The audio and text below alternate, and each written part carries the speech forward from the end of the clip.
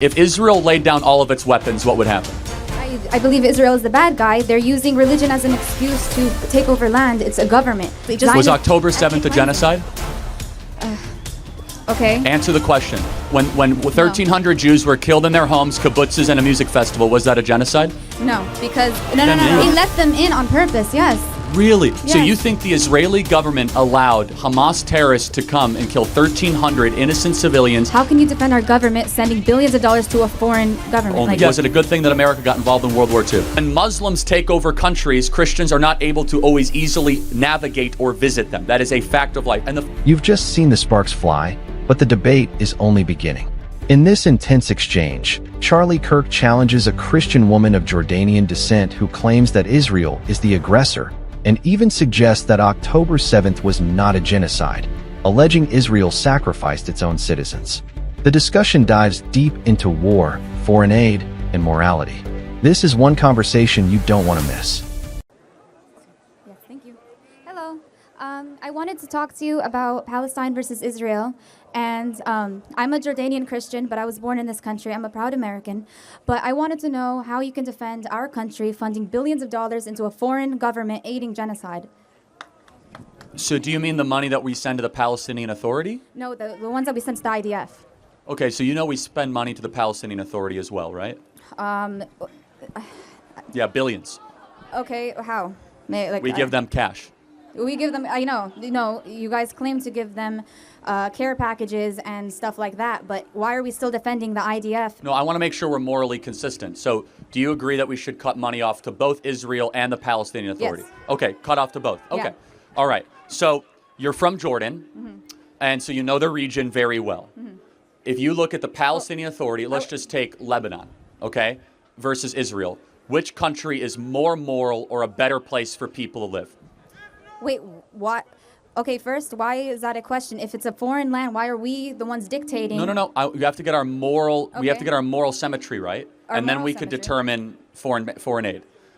Again, in the Middle East, because for whatever reason, a country the size of New Jersey, with half the world's Jews, gets all the attention of campus activists. Yes. And so, yet there's civil wars in Africa, the slaughter of Druze in Syria, from the annexation of Armenia from Azerbaijan, gets no campus energy. So I just want to understand, just so we're morally clear, where is the best place for a woman such as yourself to live? In Tel Aviv, or in Beirut, Damascus, Amman, or Cairo? Where is it better for a woman to live in the Middle East? I've been to many of these locations, and I just want to let you know that that's an unfair question, because by us funding Israel, they are bombing Lebanon. Oh, no. We'll get there. I just want to know, based on the laws and the customs that Yes. Lebanon, Syria, Jordan, the country you're not born in, but that you have ancestry from, Egypt, all have, where is it better for women to live? In those four places or in Tel Aviv? That is, again, no, that's very hard to say. Again, because Have any of those four countries ever had a female prime minister? why would that matter? Because Israel has. Yes, but Because I find it interesting that I'm not saying you're on the left, but the campus activists are always about women's rights and women's empowerment. Yet the only country that has actually ever done that in the Middle East is Israel, interestingly enough. But I mean, let me just ask this. Do you think Israel is the good guy in this equation and the other countries are not so good? How would you mark the moral grade here?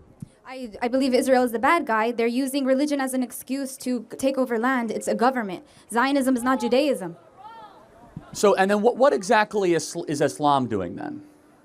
Well, that's why Islam versus Judaism, that's what the Western media believes is happening, that Jews are fighting Muslims, which is not true. It's a government fighting over another government for land, and they're using religion as an excuse. Why are the IDF soldiers fighting Christian people during Easter? They're not allowing them to go into church. Actually, that's not true. So let's talk about that. That's a lie. What happened on Easter in Israel? They were not allowing What was unique about this Easter? What do you mean what was due to come up? Like, people wanted to worship through Catholic, Protestant, and Orthodox Easter all fell on the same day. Okay, So therefore, there was a huge surge of Christians to the Holy Church of the Holy Sepulchre, of which, if you're in the Holy Sepulchre, they fight over every square inch of that place. So the IDF came in to actually protect the Church of the Holy Sepulchre and make sure that all these Christians don't start tearing their hair out on the holy day. Just so we're clear. If the sorry, I don't mean to No, interrupt you. you are actually believing the Arab press in the Middle East where no one is being denied access to holy sites. And I do have to wonder, so you're a Christian, you know the area well. Do you feel safe as a Christian, you're a Christian, right? Yes. Going to Bethlehem? Yes. We are Christians. But do you know who controls Bethlehem? Who controls The Arab Bethlehem? Muslims control Bethlehem. And when have they stopped Christians from going all the into time. churches? Oh my goodness, it's incredibly Everyone dangerous. here is arguing about this, but no, you guys are all believing things that you see all over TikTok. No. It's a lot of people are like you say. I'm believing Arab media, but a lot of people are believing Western media. Okay. Don't you think it's possible for both sides to be lied to? The Western media is very anti-Israel, for the record. Let's do one final thought experiment, and then we could talk about money. If Israel laid down all of its weapons, what would happen? If Israel laid down all of its weapons. Okay, they are committing a genocide, and wait. How please. dare you say? No, I got to put.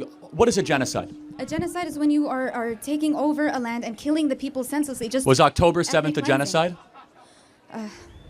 Okay. Answer the question. When 1,300 Jews were killed in their homes, kibbutzes, and a music festival, was that a genocide? No, because no. By your own definition, it is. It was a terrorist act. But it was a terrorist act, but this was all planned by the governments. That's what I'm trying to explain to you. No. You got to tell me, why was October 7th not a genocide, but what Israel is doing is a genocide? Israel has the Iron Dome. Why? They could have easily protected the festival. They could have easily protected their people, but they let this Hamas, this little... They let them in? They let them in on purpose, yes. Really? Yes. So you think the Israeli government allowed Hamas terrorists to come and kill 1,300 innocent civilians, take hostages, and go into kibbutzes? They needed an excuse to do that to the Palestinian What is people. your evidence of this claim? Why are they claim to want Hamas. They claim to want No, to, what is your evidence that I know, Israel would butcher 1,300 of its own people? The worst killing of Jews since the Holocaust. What is your evidence of that? Look, I don't want to sound rude or offensive towards you, but I'm explaining throughout the news why is, again, they have the Iron Dome. They have they have billions of dollars in defense. They have millions of dollars in military, and they have the power to stop. They allowed the Hamas group to go in. There is no evidence to your claim. They penetrated. There's no evidence to your claim. No, either. hold on We're a second. Hold on a second. Let's talk about how much you know about this. What was special about October 7th? What was the holy day in Judaism? Okay.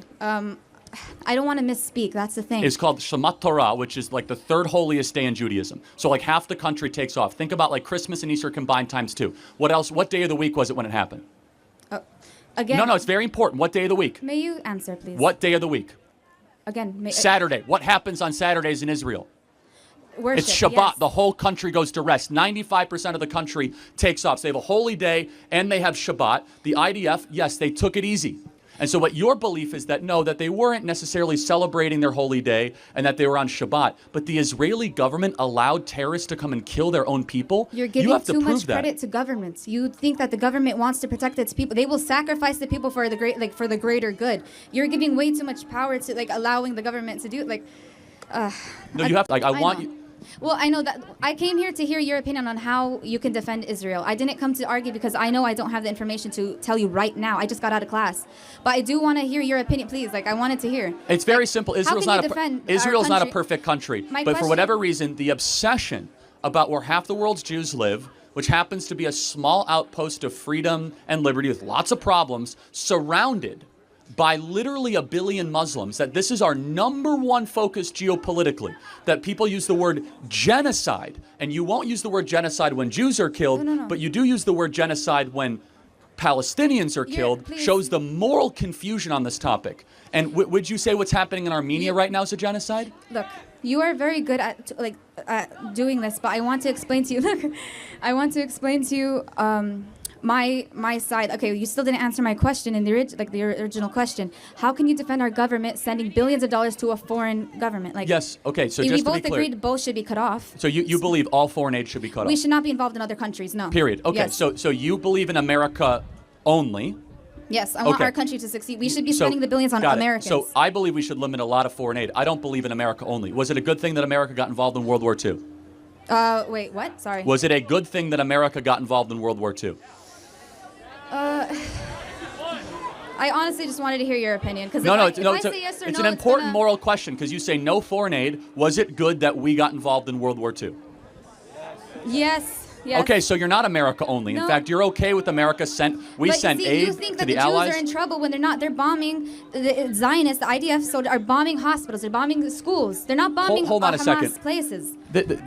again, there's so much wrong here, but where does Hamas actually keep their weapons? I'm sorry, they're being loud. I can't hear you. I won't even get into that. So, Israel, if Hamas laid down all of its weapons, Yes. what would happen?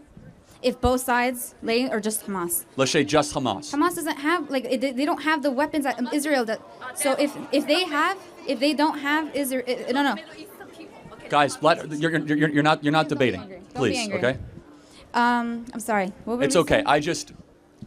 I'm not trying to be I encourage you to disrespectful think towards you. deep. I'm just I'm not. No, you're not. I don't care. You can say whatever you want to me. I don't care. I want you to think deeply about this. Yes. Because there is a moral confusion happening in the West when it comes to Israel. No one is saying they're perfect. I'm sick and tired of talking about Israel all the time. I happen to be a Christian that loves Israel and actually cares about the fact that I was able to go to Capernaum where Jesus walked on the water, see where Jesus rose from the dead, to go to Hebron. Let me finish.